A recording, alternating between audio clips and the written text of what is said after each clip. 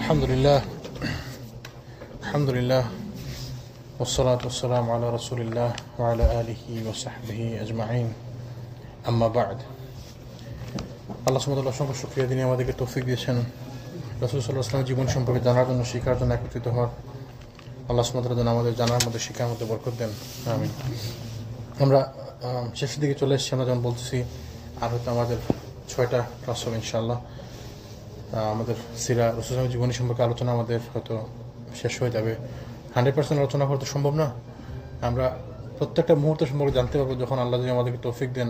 কিয়ামতের দিন যদি আমরা রাসূল সাল্লাল্লাহু আলাইহি ওয়াসাল্লামের সান্নিধ্য পাই, তো ওনার কাছ থেকে আমরা শুনবো ইনশাআল্লাহ। প্রত্যেকটা মুহূর্তের কাহিনী ওনাদের কাছ থেকে শুনবো ইনশাআল্লাহ। সাহাবীদের কাছ থেকে সাহাবীদের কাহিনী, রাসূল সাল্লাল্লাহু আলাইহি ওয়াসাল্লামের কাছ থেকে শুনবো ওনার গল্প ইনশাআল্লাহ। আল্লাহ যেন আমাদেরকে তৌফিক দেন, আমিন। আর কিয়ামতের দিনে আমাদের যখন জান্নাতে যাব, আল্লাহ যদি আমাদেরকে জান্নাত পক্ষী করেন, আল্লাহ যেন আমাদের জান্নাত পক্ষী করেন, আমিন। আল্লাহুম্মা ইয়াসআলুকাল জান্নাহ। জান্নাতে যদি আমরা যাই, জি জি অবশ্যই ইনশাআল্লাহ ইনশাআল্লাহ অবশ্যই, জি। আর জান্নাতে গেলে তো আমাদের সুবিধা আছে। জান্নাতে গেলে আমাদের সময়ের কোনো শেষ নাই। আপনি ধরেন গল্প করতে বসছেন, গল্প শুনতে বসছেন, রাসূল সাল্লাল্লাহু আলাইহি ওয়াসাল্লামের জীবনী সম্পর্কে শুনতে বসছেন, তখন তো আমাদের আধা ঘন্টা পরে এসার সময়, এসার ওয়াক্ত, তখন আর সময়ের কোনো পাবন্দি নাই।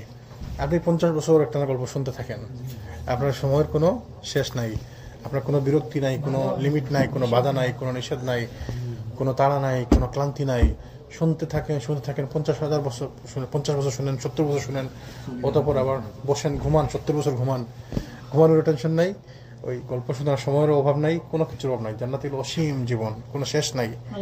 আল্লাহ যেন আমাদেরকে তৌফিক দেন। আল্লাহুম্মা আসআলুকাল জান্নাহ ওয়া নাউযু বিকা মিনান নার। তো আমরা বিদায় হওয়ার সময় আলোচনা করবো ইনশাআল্লাহ হাজ্জাতুল ওয়াদা। দাওয়াত এবং তাবলীগের কাজ সম্পূর্ণ হলো এবং আল্লাহর সার্বভৌমত্বের স্বীকৃতি এবং আল্লাহ ছাড়া অন্য কারো সার্বভৌমত্ব অস্বীকৃতি, মুহাম্মদ সাল্লাল্লাহু আলাইহি ওয়াসাল্লামের পয়গম্বরের ভিত্তির উপর নতুন এক সমাজ কাঠামো প্রতিষ্ঠিত হলো।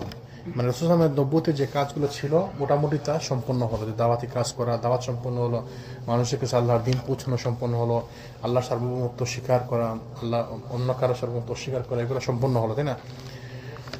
তো আল্লাহ সুবহানাহু ওয়া তাআলার পক্ষ থেকে রাসূল সাল্লাল্লাহু আলাইহি ওয়াসাল্লামের নিকট আভাস দেওয়া হচ্ছিল যে পৃথিবীতে তার অবস্থানের সময়কাল ফুরিয়ে আসছে। তো আসলে বিদায় হজের সময় থেকে আসলে আমাদের রাসূল সাল্লাল্লাহু আলাইহি ওয়াসাল্লামের শেষটা শুরু। তার যে মানে মৃত্যু সময়টা কাছাকাছি চলে আসছে বিদায় হজের সময় থেকে। তো বিদায় হজ হয়েছে কবে? হজের সময়, তাই না? 10ম হিজরির ওই যুলহিজ্জা মাসে, তাই না? আর রাসূল সাল্লাল্লাহু আলাইহি ওয়াসাল্লাম মারা গেছেন কবে? রবিউল আউয়াল মাসের 11তম হিজরি, রবিউল আউয়াল মাসে। তো যুলকাদা, যুলহিজ্জা, মুহররম, সফর, রবিউল আউয়াল, তার মানে 3 মাস, তাই না? বিদায় হজের মৌসুমের 3 মাসের পর সময় তিনি মারা গেছে, তাই না? তো এই 3 মাস আগে থেকে তার আসলে সময় চলে আসছে এবং তিনি বুঝতে পারতেছেন বা আল্লাহ সুবহানাহু ওয়া তাআলার পক্ষ থেকে আভাস আসছিল যে তার সময় ফুরিয়ে আসছে, তাই না? তো এর প্রেক্ষিতে রাসূল সাল্লাল্লাহু আলাইহি ওয়াসাল্লাম মুআজ বিন জাবালকে ইয়েমেনের গভর্নর হিসেবে নিযুক্ত করে প্রেরণ করেন 10ম হিজরি সনে। এবং তখন তার বিদায়কালে অন্যান্য উপদেশ দেওয়ার সাথে সাথে এটিও বলে দেন, মা মুআজ ইন্নাকা আসা আল্লাহ তালকানি বা'দা আমি হাযা। হে মুআজ, এবছরের পর তোমার সঙ্গে আমার আর হয়তো সাক্ষাৎ নাও হতে পারে। মুআজকে বলে দিলেন, তোমাকে যে পাঠাইছি যাচ্ছ তুমি, তাকে বিভিন্ন উপদেশ দিলেন, বললেন যে এই বছরের পরে তোমার সঙ্গে আমুন হাযা, এই বছরের পর তোমার সঙ্গে আমার সাক্ষাৎ নাও হতে পারে। ওয়ালা আল্লাকা আন তামুরু বিমাসজিদি হাযা ওয়া কবরি। তখন হয়তো আমার মসজিদ বা আমার কবরের পাশ দিয়ে তোমরা যাতায়াত করবে। মানে আমাকে হয়তো পাবে না, আমার মসজিদ বা আমার কবরের পাশ দিয়ে তোমরা হয়তো যাতায়াত করবে। রাসূল সাল্লাল্লাহু আলাইহি ওয়াসাল্লামের মুখ থেকে মুআজ এই কথা শুনে আসন্ন বিচ্ছেদের চিন্তায় অস্থির হয়ে কাঁদতে লাগলেন। তো সাহাবীকে যদি বলেন যে তুমি যে যাচ্ছ, তোমাকে পাঠাচ্ছি, তুমি যখন আসবে আমাকে নাও পাইতে পারো, যখন আসবে তখন দেখা গেল আমার কবরের পাশ দিয়ে যেতেছো বা আমার মসজিদের পাশ দিয়ে যেতেছো। তো সাহাবী রাসূলের সঙ্গে সারা জীবন থাকছেন, কিরকম তার কান্না চলে আসছে। তো রাসূল আল্লাহ সুবহানাহু ওয়া তাআলা প্রকৃতপক্ষে এটা চাচ্ছিলেন যে তিনি তার নবী করিম সাল্লাল্লাহু আলাইহি ওয়াসাল্লামকে ইসলামের দাওয়াতের কার্যকারিতা এবং সুফল বাস্তব ক্ষেত্রে দেখিয়ে দিবেন। এ দাওয়াতের কাজে রাসূল সাল্লাল্লাহু আলাইহি ওয়াসাল্লাম অবর্ণনীয় দুঃখ কষ্ট সহ্য করেছেন এবং অসাধারণ ত্যাগ স্বীকার করেছেন।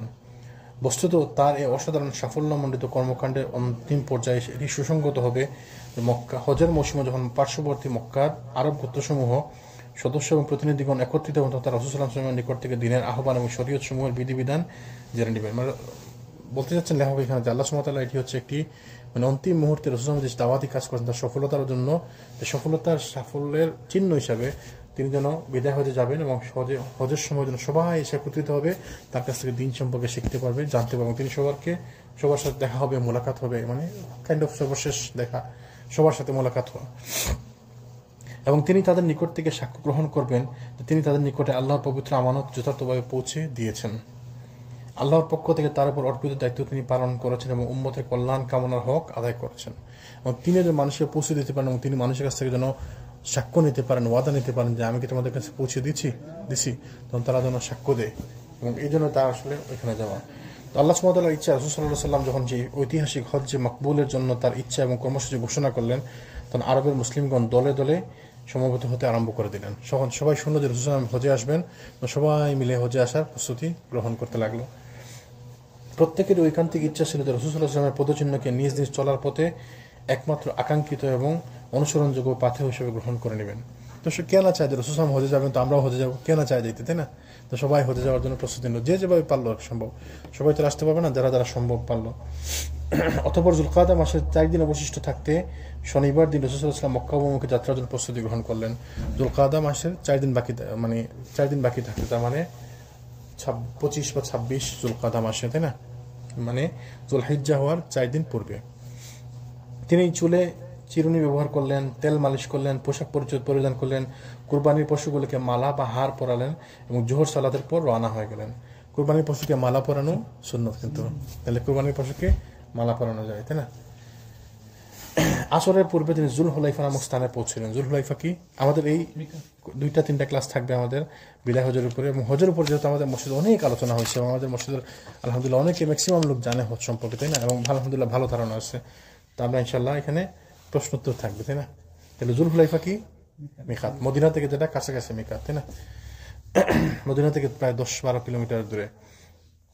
তিনি আসরের পূর্বে জুলহুলাইফা নামক স্থানে পৌঁছলেন। সেখানে আসরের 2 রাকাত সালাত আদায় করলেন। আসরের সালাত 2 রাকাত মানে তো কসর কেমন হলো? তো মাত্র 10 কিলোমিটার দূরে, তাহলে বোঝা গেল সফরের উদ্দেশ্যে বাড়ি থেকে বের হইলে নিজের জনপদ পার হলেই আপনার জন্য কসর শুরু। মানে আপনি যদি না আপনার এলাকাটা ক্রস করতে হবে। আপনার এলাকা মানে ধরুন আপনার গ্রাম, আপনার শহর, বা মানে আমরা যদি যখন বাফালো ধরি তাহলে বাফালো ক্রস করতে হবে। যেমন এক্সাম্পল আপনি যখন হাইওয়েতে উঠলেন, তো তখন 10-15 মিনিট চালানোর পরে তখন বাফালোতে বের হয়ে গেলেন, ওইরকম আর কি। মোট কথা আপনি আপনার বাড়ির কাছাকাছি থেকে চলে গেলেন, লোকালিটি থেকে দূরে চলে গেলেন। তো সফর উদ্দেশ্যে বের হলে সেটা 2 কিলোমিটার, 5 কিলোমিটার, 10 কিলোমিটার হোক, আপনার কসর শুরু হয়ে গেল। তো তিনি 2 রাকাত আসরের সালাত আদায় করলেন এবং শিবির স্থাপন করে সারা রাত সেখানে অবস্থান করলেন। সকালবেলা তিনি সাহাবীদেরকে বললেন, আতানি লাইলাতা আতিন মির রাব্বি ফাকালা সাল্লি ফি হাযাল ওয়াদি মুবারাকান ওয়া কুল উমরাতুন ফি হাজ্জা। আজ রাতে আমার প্রভুর পক্ষ হতে আমার একজন আগন্তুক এসে বললেন, তিনি বলছেন আতানি লাইলাতিন মির রাব্বি ফাকালা, আমার রবের পক্ষ থেকে একজন আসলেন, এসে আমাকে বললেন, কি বললেন? সাল্লি ফি হাযাল ওয়াদিয়ুল মুবারাক, তিনি এই মুবারক জনপদ, মুবারক মানে উপত্যকায় নামাজ পড়ার জন্য বললেন এবং বললেন যে হজ এবং উমরা একসাথে। তাহলে কি বল, ওই হজের যে প্রকারভেদ আছে 3টা, কি কি? হজ্জে তামাত্তু, হচ্ছে ইফরাদ, আর হচ্ছে কিরান। তো হজ্জে তামাত্তু হচ্ছে উমরা এবং হজ আলাদা, প্রথমে উমরা, পরে হালাল হয়ে গেলেন, পরে হজ হওয়া। কিন্তু বাকি 2টা তো হচ্ছে হজে কিরান এবং ইফরাদ হচ্ছে একসাথে। ওইটাই বলছেন যে হজ এবং উমরাকে একসাথে, কি বলতে হজের সঙ্গে উমরা সংশ্লিষ্ট রয়েছে। এই জন্য তিনি একবারে যখন ইহরাম করলেন, হজের এবং উমরার জন্য একবারেই ইহরাম করলেন রাসূল সাল্লাল্লাহু আলাইহি ওয়াসাল্লাম, হজ্জে কিরান। জি। অতঃপর জোহরের সালাতের পূর্বে রাসূল সাল্লাল্লাহু আলাইহি ওয়াসাল্লাম, মানে পরের দিন তিনি এখানে একদিন থাকলেন, তাই না? অতঃপর জোহর সালাতের পূর্বে রাসূল সাল্লাল্লাহু আলাইহি ওয়াসাল্লাম ইহরামের জন্য গোসল করলেন। এরপর আয়েশা রাদিয়াল্লাহু আনহা রাসূল সাল্লাল্লাহু আলাইহি ওয়াসাল্লামের শরীরে এবং পবিত্র মাথায় নিজ হাতে আতর, মেশক মিশ্রিত এক প্রকার সুগন্ধি দ্রব্য মালিশ করে দিলেন। তাহলে কোন জায়গায় লাগালেন? শরীরে এবং মাথায়, তাই না? দাড়িতে লাগাতে পারেন। সুগন্ধির রেশ রাসূল সাল্লাল্লাহু আলাইহি ওয়াসাল্লামের মাথার স্মৃতি এবং দাড়িতে পরিলক্ষিত হলো, কিন্তু তিনি সে সুগন্ধি না ধুয়ে তা স্থায়ীভাবে রেখে দিলেন। মানে এক্সট্রা সুগন্ধি লাগাইছেন, এক্সট্রা আতর লাগাইছেন, অনেক বেশি দেখা যাচ্ছে এক্সট্রা লাগাইছেন। তার মানে কেউ যদি চায় এক্সট্রা বেশি করে লাগাইলো, তাহলে সেটা ওইভাবে থাকবে, তাই না? অতঃপর তিনি লুঙ্গি পরিধান করেন এবং চাদর গায়ে দেন এবং জোহরের 2 রাকাত সালাত আদায় করেন। এরপর সালাতের স্থানে একই সঙ্গে হজ এবং উমরার ইহরাম বেঁধে লাব্বাইক ধ্বনি উচ্চারণ করেন। ইহরাম বাঁধার পর বাইরে এসে কাসওয়া নামক উটের উপর আরোহণ করেন এবং দ্বিতীয়বার লাব্বাইক ধ্বনি উচ্চারণ করেন। অতঃপর উঠে আরোহণ করে ফাঁকা ময়দানে আগমন করেন এবং সেখানে উচ্চকণ্ঠে লাব্বাইক ধ্বনি উচ্চারণ করেন। তাহলে তিনি রাসূল সাল্লাল্লাহু আলাইহি ওয়াসাল্লাম এখানে ইহরাম বেঁধে নিয়ত করে দিলেন, তাই না? অতঃপর মক্কা অভিমুখে ভ্রমণ অব্যাহত রাখেন। সপ্তাহকালব্যাপী পথ চলার পর সন্ধ্যার প্রাককালে রাসূল সাল্লাল্লাহু আলাইহি ওয়াসাল্লাম যখন মক্কার নিকটবর্তী জু তুয়া নামক স্থানে পৌঁছলেন, তখন যাত্রা বিরতি করে সেখানে রাত্রি যাপন করলেন এবং ফজরের সালাত আদায়ের পর গোসল করলেন। তাহলে এক সপ্তাহ তিনি সফরে ছিলেন, মাঝখানে মক্কা থেকে মদিনার রাস্তা ছিলেন, মানে আস্তে আস্তে মধ্যম গতিতে তিনি আসছেন। তো ওই সময় প্রত্যেকটা সময় আমাদের কাজ কি থাকবে, কি করা লাগবে আমাদেরকে? তাকবীর, লাব্বাইক আল্লাহুম্মা, তালবিয়া, লাব্বাইক আল্লাহুম্মা লাব্বাইক, লাব্বাইক লা শারীকা লাক লাব্বাইক। জি, এই যে এখন রিসেন্টলি দেখতেছি যে আপনাকে তওয়াফ করতে দেওয়া হচ্ছে না, এটা তো ইজিলি নরমাল যে তওয়াফ করা যায়। জি, তো এখন মানে আপনার ড্রেস আপ ছাড়া তওয়াফ করছে না জি, পুরুষ। এখন কেউ যদি প্রতারণার আশ্রয় নেয় এইভাবে যে আমাকে তো তওয়াফ করতে দিচ্ছে না, বুঝতে পারছি, করা নেই কি কাজ, জি, তো আমি তাহলে ওই আমার ড্রেস আপ করে ওই যে, জি না, এটা ঠিক হবে না, এটা ঠিক হবে না, এটা ঠিক হবে না। কেন? কারণ প্রথমত তওয়াফ নিষিদ্ধ না, তওয়াফ কিন্তু নিষিদ্ধ। আপনি যেটা বলছেন তওয়াফ নিষিদ্ধ না, শুধুমাত্র মাতাফের মধ্যে তওয়াফটা ওরা লিমিটেড করছে শুধুমাত্র হাজিদের জন্য বা মুহরিমদের জন্য, যারা ইহরাম করতে উমরা করতে আসবে মাতাফের মধ্যে। তো মাতাফের মধ্যে না করলে শুধু আপনি উপরে করেন, সওয়াবের কাজ নেবেন, 50 মিনিট বেশি লাগলো, এক নাম্বার, তাই না? তাহলে তাওয়াফ করতে পারবেন 2 তলায় 3 তলায়। আপনার মতো নির্দিষ্ট সময় যে শুধু দিনে করতে হবে, আপনি রাতে করেন। আপনি কাছে দিনে গরম, রাতে করেন। রাতে কিন্তু রাত্রে ভিড় কম থাকে, তাই না? 2 তলায় রাত্রে ভিড় কম থাকে, তাহলে আপনি করতে পারেন, এক নম্বর। 2 নম্বর হচ্ছে প্রিন্সিপাল একটা কাওয়াইদ মনে রাখবেন যে হালাল কাজ করতে গিয়ে হারাম পন্থা অবলম্বন করা নিষেধ। হারাম পন্থায় হালাল কাজ করা যাবে না। ব্যাপারটা বুঝতে পারছেন? যে আমি হালাল খাবো, হালাল বিফ খাবো, তা হারাম পয়সা দিয়ে রুজি করে হালাল বিফ খাবো, এটা ইজ নট হালাল, তাই না? আমার ছেলেকে আমি হালাল খাওয়াইতে হবে, নাহলে তার শরীর ভালো হবে না, তার অসুস্থতা কমবে না। এক কাজ করে চুরি করে টাকা নিয়ে আসি, তাই না? তো চুরি করে টাকা নিয়ে আসলাম, এসে খাওয়ালাম, হালাল হবে না। তা হালাল কাজ করতে গেলে হারাম পন্থা অবলম্বন করা যাবে না। অনেকে করে কিন্তু এটা, জি অনেকে করে এবং অনেকে বলেও দেয়, বাট এটা ঠিক না। এটা যে করে সে নিজেও বুঝতেছে আমি যে প্রতারণা করতেছি, এটা ঠিক না। জি, আল্লাহ যেন আমাদেরকে হেফাজত রাখেন। তো এই সময়কালে আমাদের তো 7 দিন নাই। আমরা মক্কা থেকে মদিনা থেকে মক্কা আসলে আমাদের সময় লাগে 3 ঘন্টা বা 4 ঘন্টা, তাই না? বা হজের সময় হলে তো 8 ঘন্টা লাগতে পারে যদি বাসে করে আসি। আর যদি প্লেনে করে যাই তো আমাদের প্লেন থেকে নেমে ওই মক্কা পর্যন্ত পৌঁছতে হয়তো 3 ঘন্টা 4 ঘন্টা লাগবে। তো ওই সময়টাতে আমরা কী করবো? তালবিয়া পড়তে থাকবো আর জিকির আজকার করবো। আর অশালীন কথাবার্তা, অসার কথাবার্তা বলবো না, খারাপ কথাবার্তা বলবো না, বিবাহের আলোচনা করবো না। ওই যে নিষিদ্ধ কাজগুলো সবাই জানি আমরা, যেমন নখ কাটা, চুল উপরে ফেলা, নখ উপরে ফেলা, কারোর সাথে খারাপ ব্যবহার করা, গালাগালি করা, বকাবকি করা, এই কাজগুলো করা যাবে না। পোকামাকড় মারা, বিনা কারণে গাছের পাতাও ছেড়ে যাবে না হারামের ভিতরে। জি জি, ইহরামের অংশ মুখের হিজাব থাকবে না, মানে নেকাব থাকবে না। জিলবাব থাকতে পারে, যে মাথার উপর থেকে একটু নামিয়ে দিবে পুরুষ দেখলে, কিন্তু মুখটা খোলা থাকবে, এটাই নিয়ম। মানে নেকাব করা যাবে না। চাইলে আপনি মাথার উপর থেকে এখান থেকে টুপির মতো আছে, লম্বা টুপি, এটা করা যায়, এটা করা যায়, কিন্তু ওদের নেকাবটা করা যাবে না। জি সেম সময়, মানে এহরাম অবস্থায়, সাই তো আপনার এহরাম অবস্থায়, সাই করার পরে না, আপনি চুল কাটার পরে আপনি হালাল হলেন, তাই না? তো এই পর্যন্ত মুখ বাড়তে যাবে না। কিন্তু যদি সিনিয়র কি করছেন বা মহিলারা কি করছেন, সাহাবি মহিলারা যখন কেউ সামনে আসেন তারা তাদের জিলবাবকে টান দিয়ে নামায় দিয়েছেন, তাই না? তো তাদের সময় তো সাহাবিরা এমন ছিল, সাহাবিরা তো চাইতো না দেখি একটা মহিলা দেখা যায়। সুবহানাল্লাহ, আমাদের সময় তো এরকম মানে কোনো পুরুষ আছে যে মহিলার সামনে আসে সে তাকায় না। ভালো লোক একবার তাকাইলে পরে তো চুপ পড়ে। আমাদের নফস, আমরা খারাপ। অনেকে তো করে একদম, এগুলো তো ঠিক না। অনেকে আসে একদম, এগুলো তো ঠিক না, এগুলো তো লোক দেখানো, রিয়া। গুনাহ হবে না, অবশ্যই গুনাহ হবে। নিয়তের উপর ভিত্তি করে অনেক বড় বড় গুনাহ হইতে পারে। আপনি কি জন্য করছেন? লোক দেখানোর জন্য করছেন, তাহলে তো শিরক হয়ে গেল, ছোট শিরক হয়ে গেল। আপনি কি জন্য করছেন? বোস্টিং করার জন্য করছেন, অহংকার হয়ে গেল। আপনি কি জন্য করছেন? স্মৃতি করে রাখার জন্য করছেন, যে আমি সারা জীবনে একবার গেছি আর জীবনে যাইতে পারবো কিনা, মেবি ভালো, অসুবিধা নাই, কিন্তু উদ্দেশ্যের উপর, নাকি মানে নিয়তের উপর ভিত্তি করে আমি আমার ছবিগুলো হয়তো রাখি দিতে পারি, জি, কিন্তু কাউকে দেখানোর জন্য মানে যেন ইয়ে না হয়, বা ওই ডিপেন্ড করে আর কি উদ্দেশ্য কি জন্য। অনেকে আছে ছবি উঠে ডিটেলস করতেছে, সে একটা ডকুমেন্টারি করবে যেন মানুষের উপকার হয়, বেনিফিট হয়। আল্লাহ আলম, তাইলে ওইটা আরো বেনিফিশিয়াল হবে, তাই না? আল্লাহ আলম, কার কি জন্য, নিয়তের উপর ভিত্তি করে আপনার সওয়াব বা নাকি। তো রাসূল সাল্লাল্লাহু আলাইহি ওয়াসাল্লাম সন্ধ্যা নাগাদ, ফজরের সালাতের পর গোসল করেন মক্কার কাছাকাছি পৌঁছে, অথবা সকাল নাগাদ মক্কায় প্রবেশ করলেন। দিবসটি ছিল 10ম হিজরির 4th জুলহিজ্জা রবিবার। তিনি 8 রাত্রি কাটান এবং মধ্যমভাবে দূরত্ব অতিক্রম করার জন্য সময়ের প্রয়োজন হয়ে থাকে। মসজিদুল হারামে পৌঁছে রাসূলুল্লাহ প্রথমে কাবা গৃহে তাওয়াফ সম্পন্ন করেন। তাহলে মসজিদুল হারামে পৌঁছার প্রথম কাজ কি? তাওয়াফ করা, তাই না? কিন্তু অন্যান্য মসজিদে ঢুকলে প্রথম কাজ কি? মসজিদ নববীতে গেলে প্রথম কাজ কি? মসজিদ নববীতে 2 রাকাত সালাত। তার মানে যে কোনো মসজিদে ঢুকলে 2 রাকাত সালাত আদায় করা হচ্ছে মসজিদের প্রথম কাজ। কিন্তু হারামে গেলে প্রথম কাজ হচ্ছে তাওয়াফ করা। কিন্তু ধরেন আমার সালাতের সময় গেছে, জামাত দাঁড়ায় গেছে, তাহলে অবশ্যই জামাত করবো। জি, তাহলে হারামে তিনি কাবা গৃহে তাওয়াফ সম্পন্ন করেন। এই তাওয়াফ আবার তার ওই যে হজের রিলেটেড উমরা, যেহেতু হজ এবং উমরা একসাথে ওনার, তিনি উমরার তাওয়াফটা উনি করতেছেন।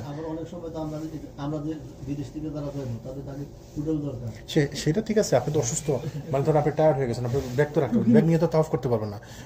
আপনি ধরেন 5 জন গেছেন, 10টা ব্যাগ সাথে লাগে, আপনি তাওয়াফ করতে পারবেন না, সেটা তো স্বাভাবিক। আপনি দুবারে রাখবেন। যেমন দেখেন রাসূল কি করছে, তিনি মক্কার একটু অদূরে পৌঁছে গিয়ে ফজরের সময় পৌঁছে উনি গোসল করছে। গোসল করে তিনি রাত্রের মক্কায় ঢুকছে।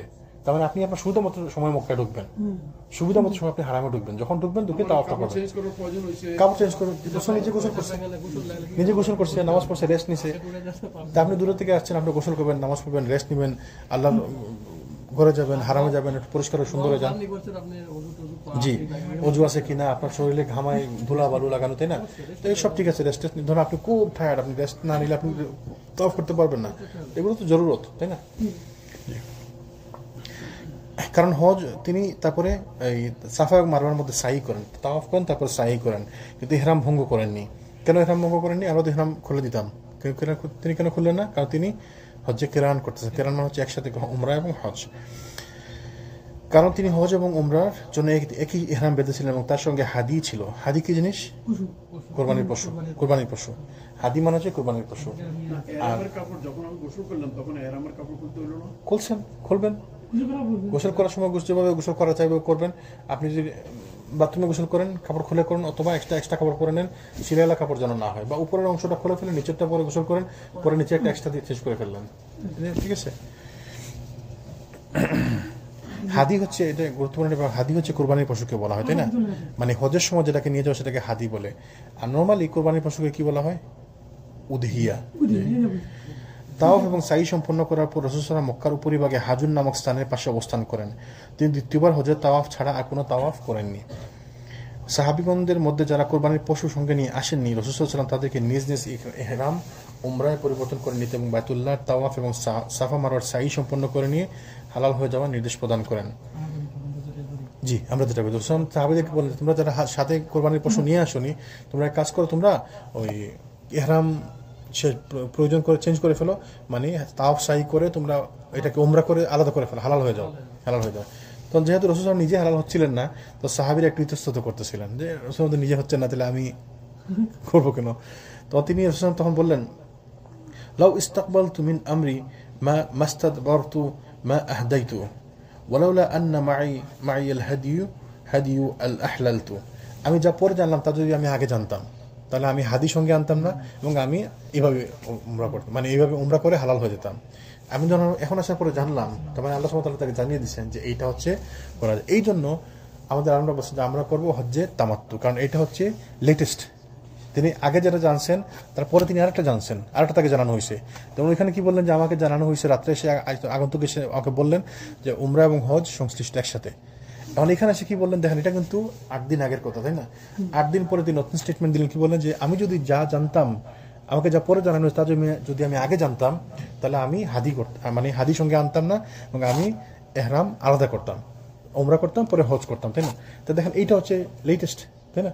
তো আমরা এই জন্য আমরা কেরান না করে এটা করি, তামাত্তু করি। তাহলে আমরা তামাত্তুর জন্য মনে করি উত্তম। আবার যারা কেরান করে, হচ্ছে কেরান করে, তারা যদি কোরবানির পশুর সাথে নিয়ে আসে তো ঠিক আছে। আবার অনেকে দেখবেন কোরবানির পশুর সাথে নিয়ে আসে না, কিন্তু হচ্ছে কেরান করতেছে। যেমন আমি নিজে দেখছি, আপনার হয়তো দেখছেন যে 2-3 জন থাকবে যে ইহরাম খুলতেছে না কাপড়। আপনার কি ব্যাপার? আমার সাথে আসলো, একই প্লেনে দেখলাম 5 দিন হয়ে গেল, এদিকে এখনো ইহরামের কাপড় পরা, কি ব্যাপার? সবসময় দিকে ইহরামের কাপড় পরা। তখন জিজ্ঞেস করেন, বলবো যে সে কেরান করতেছে। তো কেরান যে করছেন কেন? রাসূল সাল্লাল্লাহু কেরান করছেন, কিন্তু তিনি যে বলছেন আমি যে তামাত্তু করতাম, বলে না, তিনি তো কেরান করছেন, আমি করি। তো আপনার পশু কই? তা আমি তো পশুর সাথে আনিনি, তাহলে তো আপনার কিরান করবেন কেন? রসুল তো বলছে যে পশুর সাথে আনেনি সে তামাত্তু করবে, তাই না? তো এই জিনিসগুলো একটু বুঝতে হবে আমাদেরকে। যদি অনেকে আছে যে না না আমি রসুল করছে আমি করি, কিন্তু রসুল করছে তিনি তো বলছে অন্যটা, তাই না? আবার তার কথার মানে কি জন্য বলছে কি জন্য করছে সেটা আমাদেরকে বুঝতে হবে। এই জন্য আমাদেরকে আলেমদের কাছ থেকে বুঝ নিতে হবে, আলেমরা কিভাবে বুঝছে, তাই না? আমি আপনি হয়তো একটা দুটো হাদিস দেখছি, বুখারিতে একটা হাদিস দেখছি, মুসলিমে একটা হাদিস দেখছি, এই রিলেটেড আরো 50টা যে হাদিস যেগুলো তো আমরা দেখিনি, জানি না এগুলা। এই জন্য আলেমদের কাছ থেকে শুনতে হবে, তো যারা হকপন্থী আলেম যারা, জি জি, সেটা তো এখন আর অনেক ডিফিকাল্ট, আজকালকে দিনে অনেক ডিফিকাল্ট। এর জন্য ওখানে আলেমরা বলছে আমি যদি মনে করি যে আমার পশুটা জি ওই টাইমে আমি শেষ হওয়ার পরে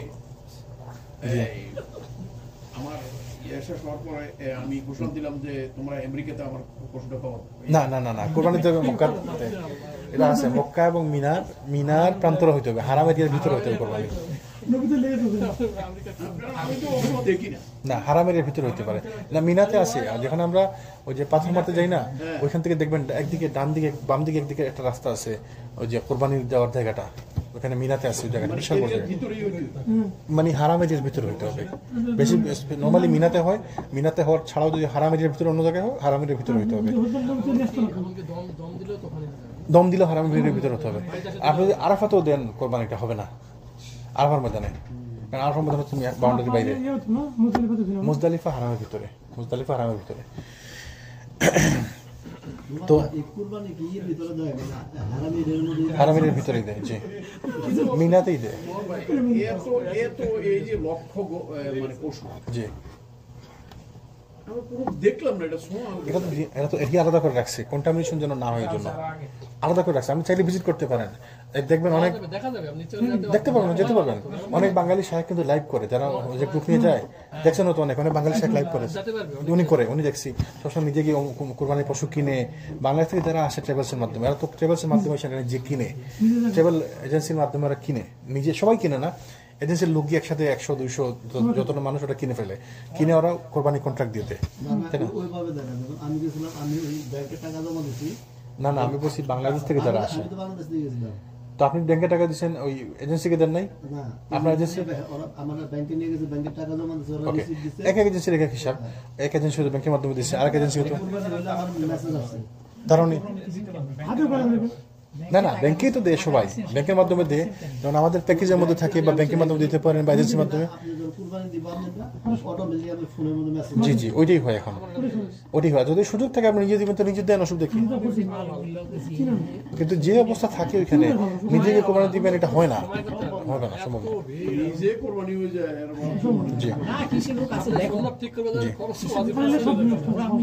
জি জি। তো রসুল সালাম এই কথা শোনার পরে যাদের সঙ্গে হাদি ছিল না, তারা রসুল সালামের নির্দেশ মেনে নিয়ে হালাল হয়ে গেলেন। তাই হালাল হয়ে গেলেন মানে কি, উমরা শেষ করার পরে তারা নর্মাল হয়ে গেলেন। আবার যে 2-4 দিন বাকি আছে, বা 5 দিন 6 দিন বাকি আছে, বা 10 দিন 15 দিন বাকি আছে, ওই সময়টাতে আপনি রেগুলার কাপড় পরে থাকলেন, রেগুলার হালাল অবস্থা থাকলেন।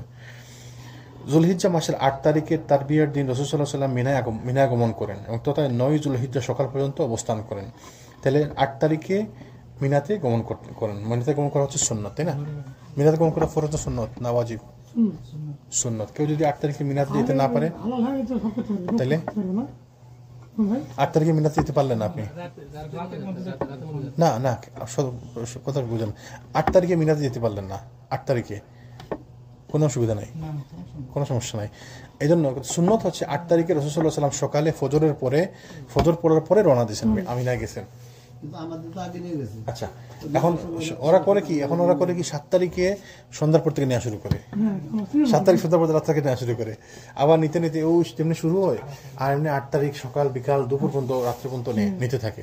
অসুবিধা নেই। আপনি যদি সমস্যা যাওয়া উত্তম হচ্ছে যে 8 তারিখে ফজর যেহেতু সুন্নত পালন হলো, তাই না? জি জি জি জি, স্মুথলি করার জন্য। তো কেউ যদি এখন আগে পরে যায়, একটু অসুবিধা নেই, ইনশাল্লাহ এটা একটু সুন্নত তো, কিন্তু যেহেতু মানে গ্যাদারিংটাকে স্মুথ করার জন্য এই জন্য, তাহলে যদি 7 তারিখ রাত্রে নিয়ে যায়, ইনশাল্লাহ কোনো অসুবিধা নেই। সুযোগ চেষ্টা করা ভালো যদি 8 তারিখে সকালে যাওয়া যায়। 8 তারিখ সকালেই ভালো। জি জি জি, এটা ভালো, তো সুন্নত। তারপরে আপনি ওখানে পৌঁছার পরে থাকবেন, 5 ওয়াক্ত সালাত এখানে পড়বেন, জোহর, আসর, মাগরিব, এশা, পরের দিন ফজর, তাই না? 5 ওয়াক্ত সালাত আপনি মিনার প্রান্তরে পড়বেন। এখানে যেমন বললাম জোহর, আসর, মাগরিব, এশা এবং ফজর 5 ওয়াক্তের সালাত আদায় করেন তিনি। অতঃপর সূর্যোদয় পর্যন্ত অপেক্ষা করলেন, মানে পরের দিনে 9 তারিখে সূর্যোদয় পর্যন্ত অপেক্ষা করলেন। অতঃপর আরাফার দিকে রওনা হয়ে গেলেন এবং যখন সেখানে পৌঁছেন তখন ওয়াদি নামিরায় তাঁবু প্রস্তুত হয়েছিল। তো এখানে তিনি পৌঁছলেন জোহরের আগে দিয়ে, তাই না? সেখানে তিনি অবতরণ করলেন।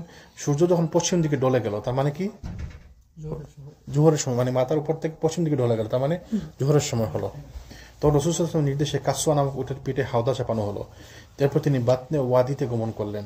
ওই সময় রাসূল সাল্লাল্লাহু আলাইহি ওয়াসাল্লামের সঙ্গে ছিলেন 1,40,000 কিংবা 1,44,000 সাহাবী, বিশাল জনতার দল।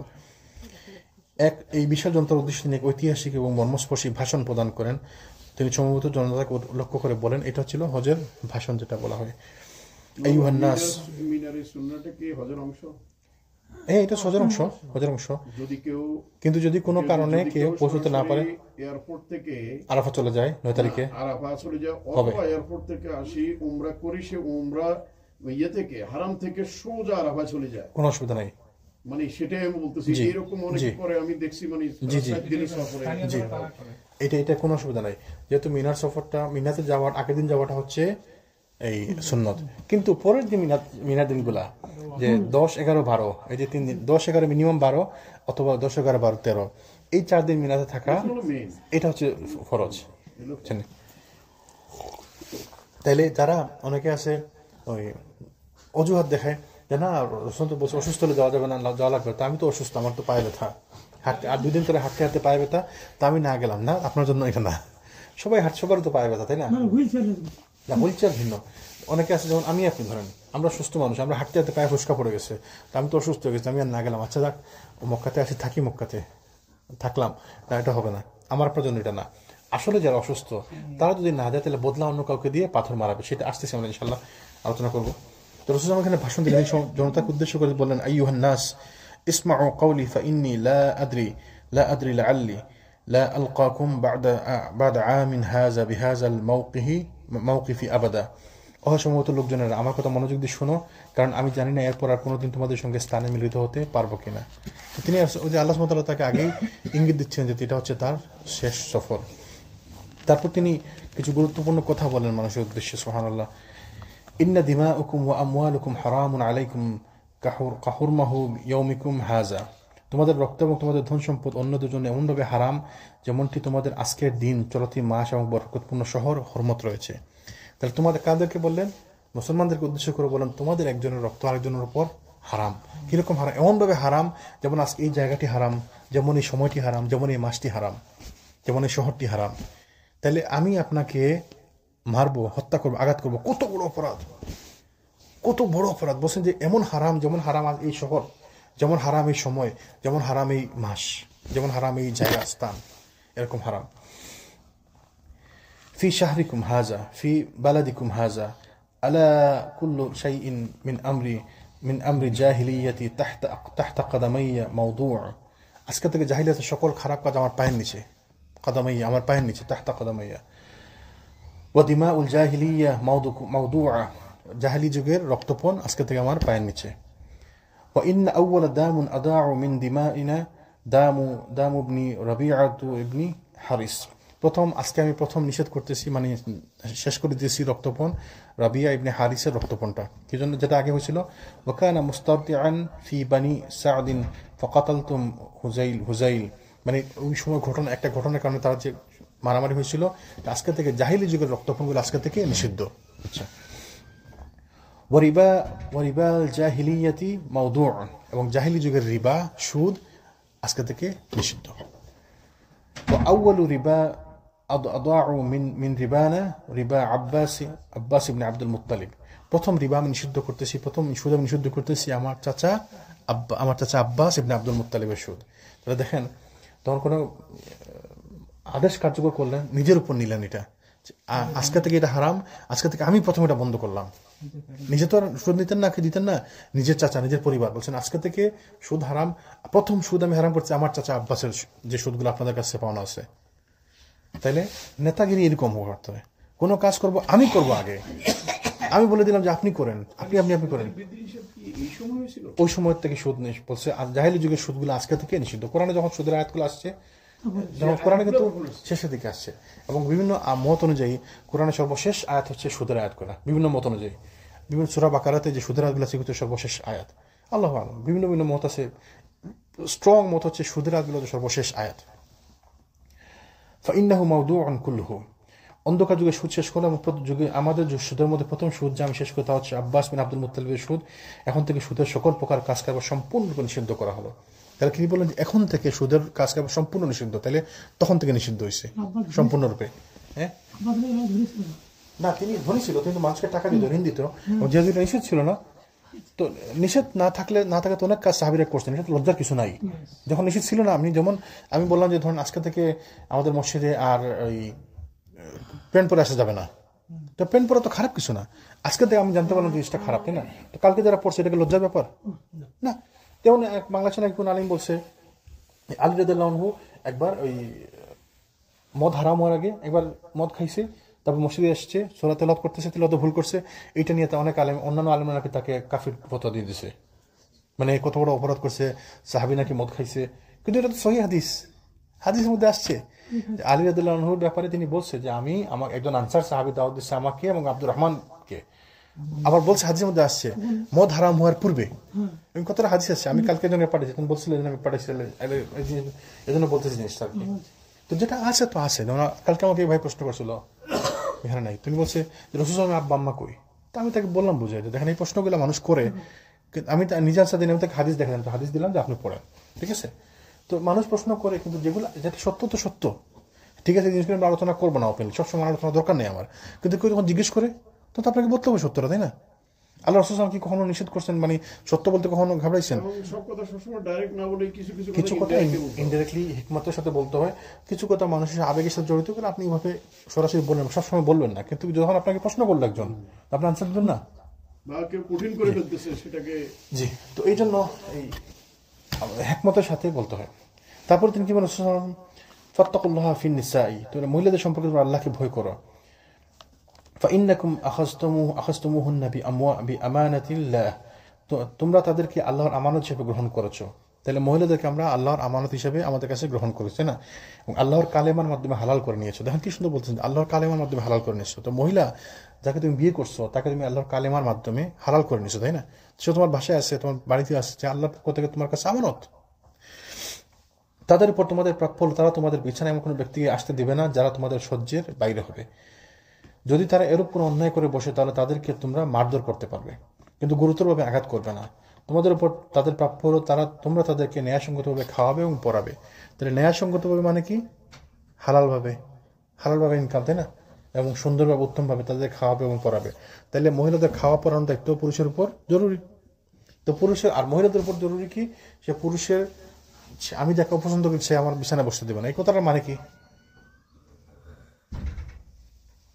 এই কথাটার মানে কি আমি যাকে অপছন্দ করি তাকে আমার বিছানায় বসতে দিবে না অন্য কাউকে মানে সুযোগ দিবে না অসুবিধা দিতে দিবে না এটা আমরা খারাপ মিনিং করতে পারি মনে করতে পারি যে খারাপ কিছু আসলে খারাপ মিনিং না মানে আপনি এমন কারোর সাথে সম্পর্ক রাখার দরকার নেই যাকে আমার অপছন্দ রামলা আবু সুফিয়ানের মেয়ে হ্যাঁ ওই তো রামলা আসছে বসতে চাইছে বসতে দেয় নাই বেডে বসে না আল্লাহ রসুলের বেডে আমি তোমাকে বসতে দিব না তুমি মুশরিক আবু সুফিয়ানের মেয়ে রসুলের স্ত্রী ছিল না আবু সুফিয়ান আসছে তার বাসায় বসতে দেয় না বলছে না তুমি রসুলের বেডে বসতে পারবে না তুমি মুশরিক তুমি অপবিত্র আল্লাহ রসুলের বেডে তোমাকে বসতে দিই আমি ব্যাপারটা ওইরকম কারণ যদি এটাতে ওই মিনিং করা হতো যে কারোর সাথে দৈহিক সম্পর্ক তাহলে রসুল এটা বলতে না যে যা তারা তোমার সহ্যের বাইরে হবে তো সে তো অপরাধ করছে তারা তো হত্যাযোগ্য অপরাধ করছে সে তাইলে ওটা তো বলেন নাই তাহলে বলছে কি মানে এমন সম্পর্ক রাখার দোকানে যার সাথে আমার সম্পর্ক ভালো না তাই না জি যদি তারা এরূপ অন্যায় করে বসে তাদেরকে তোমরা মারধর করতে পারো মারধর মানে করবো কি মারতে মেরে ফেলবো না বলছে কি কিন্তু গুরুতরভাবে আঘাত করবে না আবার অন্য বর্ণনা আসছে ওই যে মিসওয়াক দিয়ে আঘাত করবে তো মিসওয়াক দিয়ে একটু মিসওয়াক দিয়ে আঘাত করবো আমরা বেল্ট টেল খুলে একদম করে মারতে শেষ করে ফেলি তাই না জুতা দিয়ে বেল্ট দিয়ে মানে এটা কোনো কথা রাসূল কি বলছে হালকা প্রহার করবে মৃদু প্রহার মানে কি বলছে মিসওয়াক দিয়ে তো মিসওয়াক এটা নিয়ে কত জোরে প্রহার করতে পারেন তো সেইটা হচ্ছে সিম্বলিক তো মারা কি মিসওয়াক দিয়ে মারলে কি মরে যাবে সেটাও একটা মানে সিম্বলিক আর কি মানে একটা ইঙ্গিত যে আমি তুমি কিন্তু খারাপ চলবে না, আমার কথা মানতে হবে, এরকম। তারপর কি বললেন, ওয়াকাদ তারাকতু ফীকুম মা লান তাদিল্লু বা'দাহু ইন আ'তাসামতুম বিহি কিতাবুল্লাহ। আমি তোমাদের মাঝে এমন এক জিনিস রেখে যাচ্ছি যা শক্ত করে ধরে রাখলে তোমরা কখনো পথ হারা হবে না, এবং তা হচ্ছে আল্লাহর কিতাব। তাহলে আমাদেরকে আল্লাহর কিতাব ধরে রাখতে হবে, আল্লাহর কিতাবের সাথে থাকতে হবে।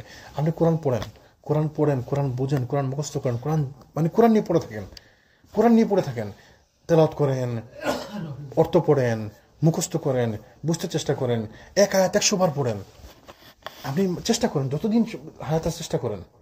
এখন আমি বুড়ো হয়ে গেছি, আঙ্কেলে পড়ে আলহামদুলিল্লাহ, আল্লাহ হেদায়েত, আল্লাহ উত্তম পুরস্কার দিন। কন্টিনিউস পড়তে আসেন, পড়েন আপনি। ওই আমাদের আমি আঙ্কেল পড়ে, সবসময় পড়ে, কোরআন পড়তে। আমি কালকে শুনতেছি আঙ্কেলে বলতেছে সুবহানাল্লাহ, আল্লাহ কবুল করেন, বসে সময় নষ্ট করে লাভ নাই, 1 সেকেন্ডের সময় নষ্ট করবো না। আঙ্কেলে 2 আঙ্কেলের কথা বলতেছে, মাশাআল্লাহ। সামনে বলা ঠিক না, আমি বলছি এনকারেজমেন্টের জন্য। আমরা এখানে বসে কত সময় নষ্ট করেছি, সুবহানাল্লাহ। কত সময় নষ্ট হচ্ছে। কোন দিন যে আমরা চলে যাবো হিসাব আসেনি। আপনি যে এই কালকে যে আমি মারা যাবো না, আজকে যে আমি মারা যাবো না, কোনো গ্যারান্টি আছে? অথচ দেখেন আজকে আমরা কত সময় নষ্ট করছি, শুধু আজকে আমরা কত সময় নষ্ট করছি। আন্তাজি চা খেতে বসে গল্প করতেছি, ওই নামাজে শুরু হওয়ার আগে গল্প করতেছি, নামাজ শেষ হওয়ার পরে গল্প করছি, খালি গল্পই করতেছি। প্রতিদিন আমার লাগে আপনার দেখা, তারপরে আমি প্রতিদিন আপনার গল্প করা লাগে আমার। আর যখনই গল্প করি আমরা হুদায় হাজারে গল্প করি, 1-2টা হয়তো জরুরি কথা, বাকি 99% সময় হাজারে কথাবার্তা, হুদায় হাজারে সময় নষ্ট। সময় যে কি গুরুত্ব আমরা বুঝতেছি না, সুবহানাল্লাহ। প্রত্যেকটা মুহূর্ত গুরুত্বপূর্ণ। আপনি পস্তাবো, আমরা সময়ের গুরুত্ব না দেখানো পস্তাবো। আমরা সময়ের গুরুত্ব আমরা দিতেছি না, আমরা বুঝতেছি না, কত সময় নষ্ট করতেছি, সুবহানাল্লাহ। হুদায় এমনি বসে আছি, কোনো কাজ নাই। ঘুমাইতে যদি, তাও তো একটা কথা ছিল যে ঘুমাইতেছি, আমি আরাম করতেছি, ঘুমাইতেছি না, হুদায় আন্তাজি কথা বলতেছি। আর যখনই মুখ খুলবেন তখন অপরাধ করবেন। এই জিহ্বা এমন এক জিনিস, যখনই খুলবেন তখন অপরাধ। তখন আপনি জিহ্বা বন্ধ করে রাখেন, অনেক অপরাধ থেকে বেঁচে গেলেন। যখনই আপনার মুখটা খুললো, জিহ্বা নড়া শুরু হইলো, অপরাধ করা শুরু হইলো। আর আমরা আমরা আমরা আমরা এমন এক জাতি, যখনই কথা বলি গীবত করি, গ্রোথ করার পরে বলি না এটা গীবত না, এটা বা কেমনে গীবত হয়। জনজন ধরে দিবে যে ভাই এটা তো গীবত করছে না, কেমনে গীবত, এটা বা গীবত কেমনে হয়, এটা তো ঠিক কথা বলতেছি। তো রাসূল তো বলছে ঠিক কথাটাই হচ্ছে গীবত, যেটা ঠিক বলছেন ওইটাই তো গীবত। মিথ্যা বললে না ওটা অপবাদ হইতো, সত্যি বললে থাকলে ওইটাই গীবত। তারপরে রাসূল কি বললেন, হে লোকজনের স্মরণ রেখো আমার পরে কোনো নবী আসবে না, কাজে তোমাদের পর অন্য কোনো উম্মতের প্রশ্নও থাকবে না। অতএব তোমরা প্রতিপালকের ইবাদত করো, 5 ওয়াক্ত সালাত আদায় করো, রমাদানের রোজা রেখো, সন্তুষ্ট চিত্তে সম্পদে যাকাত প্রদান করো। দেখেন কি বলছে, সন্তুষ্ট চিত্তে সম্পদে যাকাত প্রদান করো। সম্পদে যাকাত প্রদান করতে সন্তুষ্ট চিত্তে, খুশি হয়ে, যে অনেকে কিন্তু খুশি হয়ে জাকাত জন্য আসছে, জাকাত দিব আমি। আর অনেকে মন খারাপ, আবার চলে আসছে, এই না সেদিন দিয়ে শেষ করলাম, বছর ঘুরতে না ঘুরতে, মানে এটা কোনো কথা, এই ওই দিন কানে দিয়ে শেষ করলাম। তো এটা সম্পদের জাকাত খুশি মনে দিতে হবে। আপনার এখন সোনা 10 পরি হোক আর 3000 পরি হোক, বুঝছেন নি, সম্পদের জাকাত দিতে হবে, খুশি মনে দিতে হবে। প্রয়োজন একটু বেশি দিবেন, তাই না? আমরা অনেকে আবার ওই যে নুক্স খুঁজি, ছোট ছোট সাইড খুঁজি কিভাবে কম দেওয়া যায়। আচ্ছা আমার তো সোনা পুরান সোনার দাম দেই, পুরান সোনার দামে হবে, পুরান সোনার দামে দিলে হবে, কিন্তু আপনি চেষ্টা করেন একটু উত্তমভাবে দিতে, এহসানের সাথে, তাই না?